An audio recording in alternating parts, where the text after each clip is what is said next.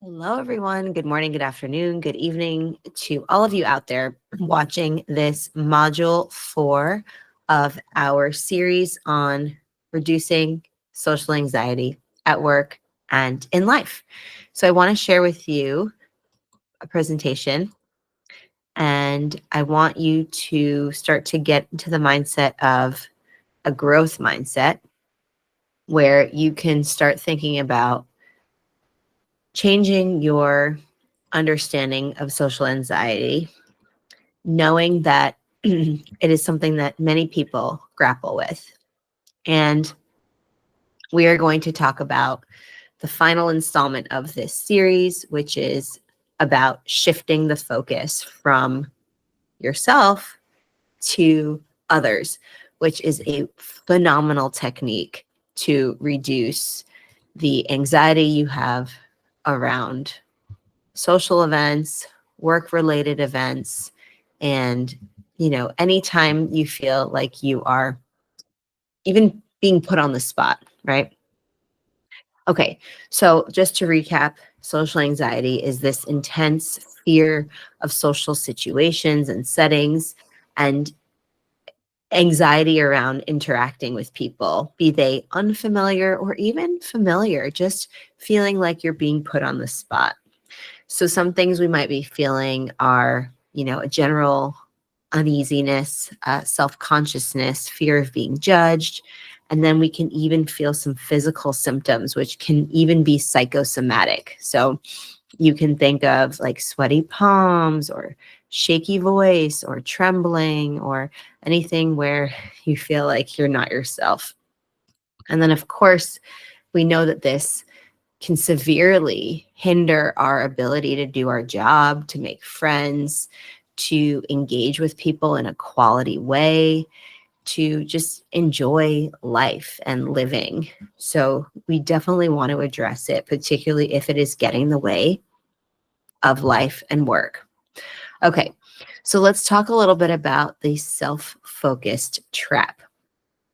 Something that you have to keep in mind, though, right, is that most people are very, I'll say it, self-absorbed, right?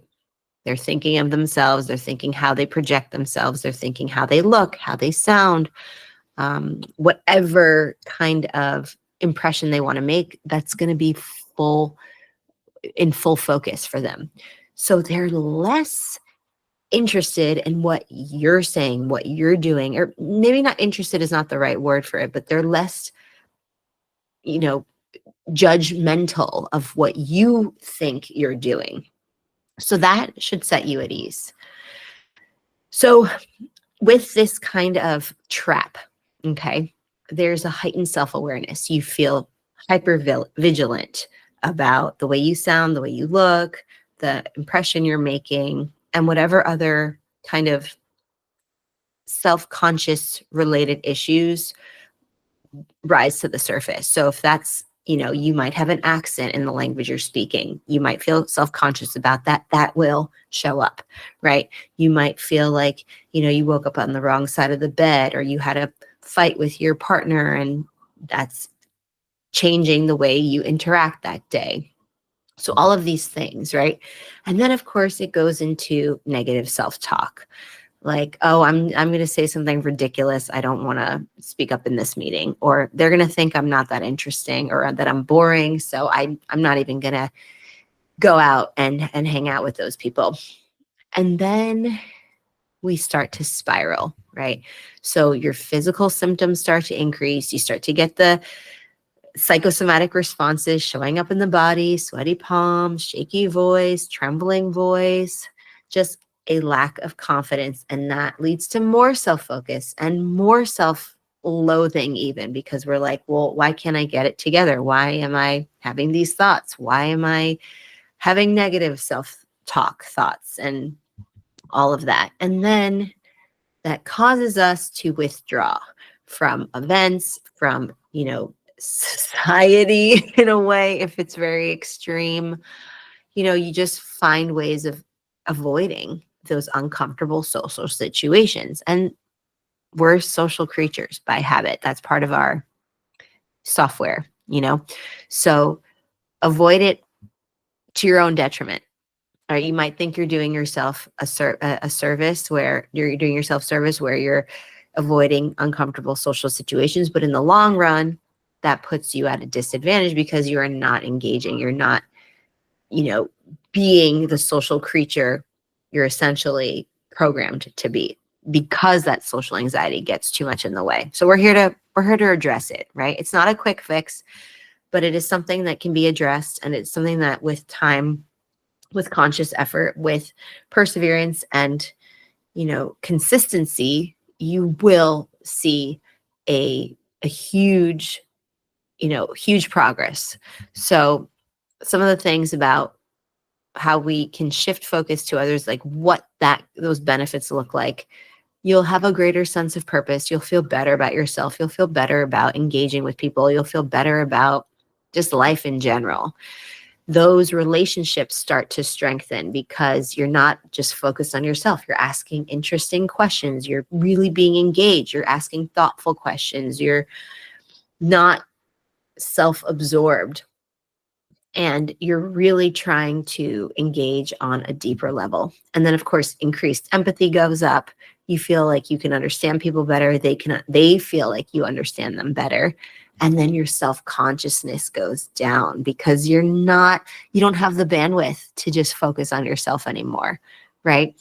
And the anxiety starts to go down because the self-consciousness and the self-anxiety generally we see hand in hand. So if you can uncouple those two things, you start to see a decrease, right? They kind of enable each other. The more self-conscious you are, the more socially anxious you tend to be. And the more socially anxious you tend to be, the more self-conscious you can be. So if we can uncouple those, then we start to see much better results in terms of social interaction and feeling less conscious. So the first thing, active listening is a huge one. Think about eye contact, show engagement, make sure it's appropriate levels, right? Don't feel like you're having to lock eyes and be totally zoned in, because that can be really intimidating and uncomfortable for people if that's ever happened to you. Just do it in a natural way. And if you're on a video call, make eye contact with the camera, because that will give the impression that you're actually looking into people's eyes, right? Ask really good questions, right? Can you tell me more about that? Or what's your take on XYZ? Or I read this article, I would love to share it with you. What do you think of it? It's really about finding ways of asking questions that are more open-ended as opposed to those closed-ended questions that really lead to nowhere. So I really challenge you to think about good questions. Paraphrase and reflect, right? So what you're saying is, or what I understand from this is, or it sounds like, right? It shows that you're being really attentive and engaged. And then try to minimize distractions. I know we're all plugged in 24/7. We have notifications at left and right. It's almost become the norm, right? But because it's the norm now, reducing the number of distractions and minimizing them will start to really, people will notice that, right? And they'll see that you're engaged, and it's a breath of fresh air. So think about that. Okay, genuine curiosity. So I never ever want you to feign curiosity. I never ever want you to pretend. I don't like that saying, fake it till you make it. I think that we start small, but we gradually get there, and we do it in an authentic way. So you might have an easier time with this if you think of some questions ahead of time. So if you know you're meeting people at a networking event, you can think of some, industry related questions to ask people, or ask them how they got into that field to begin with, right? What inspired you to get into this line of work? It's much better than going in kind of cold, and then just falling back on yes, no questions. Like, do you like your job? That's a really super boring question. And people are gonna be like, what do you mean, do I like my job? Right? So instead, try to find ways of engaging people in a better way. And then follow the bits, the little crumbs people leave you in terms of what interests. So when somebody mentions something, even if it's, kind of in passing under their breath, meaning they don't really pause and talk about it. They just kind of mention it nonchalantly. Pick up on that, save it in your pocket, take those crumbs, put them in your pocket, and then whip them out later in the conversation or at a later date, right? Ask for details. Because if you notice somebody's enthusiastic and passionate about something and you latch onto that and then bring it up, they're going to say, wow, this person is an amazing listener. Wow, this person is super socially savvy. Wow, this person is interested in what I have to share. Lo and behold, I like this person. I want to interact with this person. I want this to be my friend. I want this person to work with me, et cetera, et cetera. Okay. So that enthusiasm that you bring will also reflect on them, and they will bring their enthusiasm that drives the conversation as well. And then, of course, find ways of, finding common ground. Are there any ways you can find a related anecdote, share an anecdote, share a story, any way to create reciprocity, right? They share something, you share something, they share, you share, and so on and so forth. And that way you have a balanced kind of situation of sharing and listening and learning. So that's really great. And then the third strategy is mindful observation. So to ground yourself, notice 5 things that you can see in your environment. What are 5 things that you can see? You see a table of snacks at the networking event. You see a podium. You see people gathering at, by the snack table. You see a person walking in about to present. So what do you see? Okay. Then think about 4 sounds that you can hear and 3 physical sensations. So maybe it is sweaty palms. Maybe it is a little bit of butterflies in your stomach. Maybe it is grumbling in your stomach because you haven't eaten since breakfast, whatever it is. And then do people watching, but people watching minus the judgment. That's actually super fun, right? Leave judgment away and just go in with awe and wonder. That's so much better than trying to judge people. Because what these kinds of things do, this kind of mindful observation, it breaks the cycle of self-obsession, self-absorption, self-focused thinking, which is really an antidote to that, right? Mindfulness is an antidote to our self-absorption. So it's something I really want you to think about. And then doing acts of kindness, small gestures, bringing coffee for a colleague, holding doors open for people, saying nice things, giving genuine compliments, right? Acknowledging people's strengths and weaknesses, providing help where you can find help if you see people struggling with a task. Somebody is having a hard time with an Excel chart. You pop in and say, hey, do you need a hand with that? Or I found a really great hack for this kind of thing. Want me to share it with you?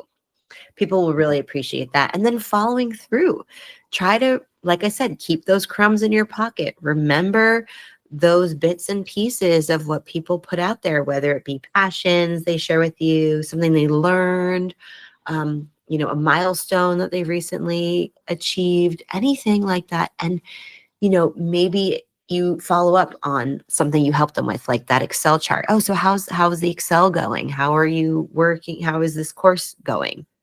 Whatever it is, follow through. That really helps. Okay, so how can we apply these in work? In meetings, you can take notes of other people's contributions instead of worrying about your own kind of presentation and how you're doing. And then ask some of these great clarifying questions. There we go. So clarifying questions, again, you want to keep those open-ended instead of just being quiet and feeling like you don't have anything to share. Focus on what other people shared and ask questions about that, or just, make notes about what people said and then bring it up and say, wow, I really like your points in the meeting, or I really thought you ran that meeting super well, or anything like that. And then with colleagues, you want to remember some, personal details, right? So let's say,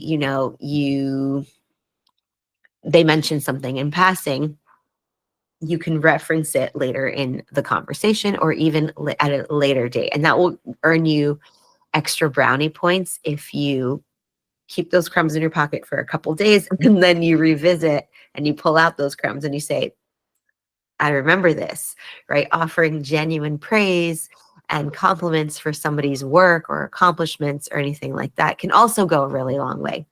And then as a leader or a rising leader or somebody who wants to assume a leadership role, focus on understanding their vision, right? Rather than trying to impress your fellow leaders or the C-suite that you might be interfacing with. Asking thoughtful questions that really shows them that you're thinking about company goals and culture and things like that. So again, taking the focus off of you and bringing their ideas and what their contributions to the table and putting the focus on that as well can go a really long way. And again, it's taking you away from that social anxiety you might be feeling, particularly with talking with leadership, right? That can be a big one. And then in casual settings, how do we apply these strategies? Well, you can volunteer to help the host, or you see somebody standing alone in the corner and you go over to them and you say, hey, I haven't seen you around here before at this coffee shop. Are you new to the neighborhood? And then you introduce yourself, right? And it doesn't have to be in a sketchy, creepy way. It's in a genuine, kind, friendly, can even be professional way, right? And then if you're at a party or in an event and you want to know how they're connected to the people running that party or hosting that party or running that event, you might say, how do you know the band? Or how did you meet the bride or the groom? Are you part of the groom side or the bride side or whatever it might be, right? And then asking for recommendations or discussing food preferences instead of like just being so focused on, do I have my elbows on the table? Am I using the right, silverware? Because not everybody learned that growing up, and that's okay. But sometimes people might feel self-conscious of that, and every culture and will have a little bit of a different way of what that table etiquette is, the dining etiquette is. So if you feel self-conscious of that, focus on something else. And then with neighbors, you might notice and comment on positive changes to things that they did for their yard or their garden or anything, right? You can always show them that you think it's really great that they, made some changes to their garden or did some landscaping or, show that appreciation and show that you are keen on what they've done. Okay. So with some challenges that you might run into, start small. Okay. Start with, service workers or, like baristas, for example. Start small because these interactions are very contained, right? You order your coffee, you place an order, you say a few things, some banter here and there, but it's contained, right? So the expectations also are very clear, right? You're ordering your beverage, you're ordering your lunch. So you don't have to feel like you're going to be sitting there for 3 hours trying to figure out what to say.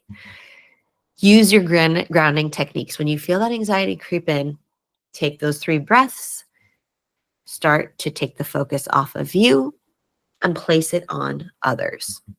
And then track your progress. You can open up a note-keeping app, in your phone or on your device or on your computer and write down the certain situations where you felt like you took the concentration off of yourself and you put it on others. And then know that it's going to take a little bit of a time, right? Don't expect to ace this right out of the gate. Treat those setbacks with kindness. Just say, I tried, it didn't work this time, but I'm making progress, right? This is a skill that really develops over time. And the more consistent you are, the better. And the kinder you are, the more consistent you'll be able to be because you'll actually be more compliant, right? If you feel like the strategies are working in your favor and you're doing the best you can, then guess what? It's going to work for you, not against you. So some key takeaways here. We want to remove that outward focus and shift it to the people we're talking to. Not only are they going to appreciate the extra attention on them, but you're going to feel a sense of relief because you'll feel way, way less nervous. You're going to forget to feel any anxiety, if that makes sense, because you're going to be so attentive to what people are sharing. And you'll have that rapt engagement, and it reduces that anxiety's power over you. The active listening starts kicking in. You're showing true engagement, and that creates a positive cycle. So the more genuine you can be, the more genuine others can be. And lo and behold, you have a genuine interaction and you're creating really nice rapport.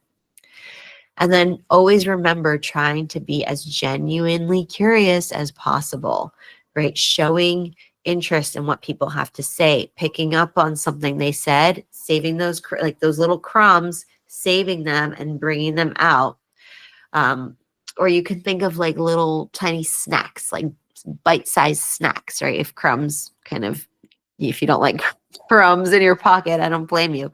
Think of little tiny snacks that they're putting out. And then you say, hey, here's a snack, right? Because people are really going to pick up on that. Like, wow, they remembered that. I can't believe it.